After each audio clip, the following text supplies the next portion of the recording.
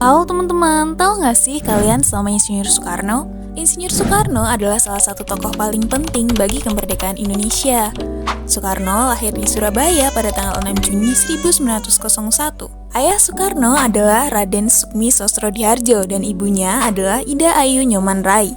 Saat baru lahir, nama yang diberikan kepada Soekarno adalah Kusno. Pada usia 11 tahun, nama beliau diubah oleh ayahnya menjadi Soekarno. Kehidupan masa kecil Soekarno dihabiskan di Tulungagung dan Mojokerto. Namun, pada tahun 1915, Soekarno harus pindah ke Surabaya untuk bersekolah di Hogere Burger School. Di Surabaya, Soekarno tinggal di rumah host Cokro Aminoto, yaitu salah satu tokoh organisasi pertama di Indonesia.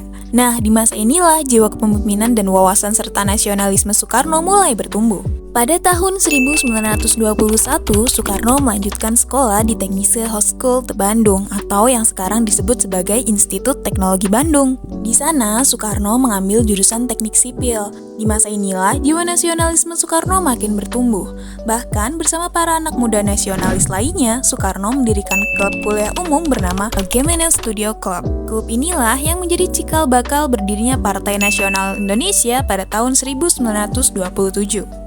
Melihat Soekarno sangat aktif untuk mengajarkan nasionalisme, pemerintah Belanda pun khawatir.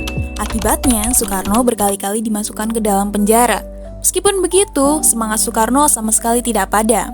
Ketika Belanda menyerah dan Jepang mulai menjajah Indonesia, Soekarno pun dibebaskan. Soekarno mulai aktif dalam usaha persiapan kemerdekaan Indonesia. Beliau merumuskan Pancasila, ikut adil dalam merumuskan Undang-Undang Dasar, hingga mempersiapkan naskah proklamasi kemerdekaan Indonesia. Pada tanggal 17 Agustus, karena desakan dari golongan muda untuk menyatakan kemerdekaan Indonesia, Soekarno dan Hatta kembali ke Jakarta dan menyusun naskah proklamasi yang kemudian ditandatangani atas nama bangsa Indonesia.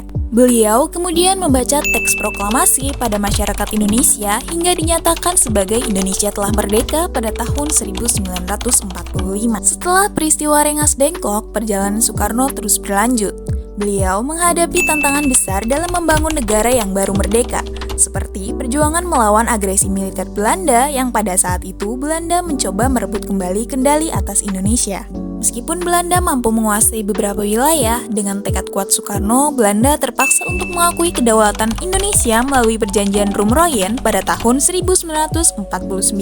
Soekarno kemudian menjadi presiden pertama Republik Indonesia setelah kemerdekaan bersama Muhammad Hatta. Tak hanya itu, perjuangan membangun persatuan nasional di Indonesia yang terdiri dari beragam suku, agama, dan budaya merupakan salah satu fokus utama Soekarno setelah kemerdekaan Indonesia.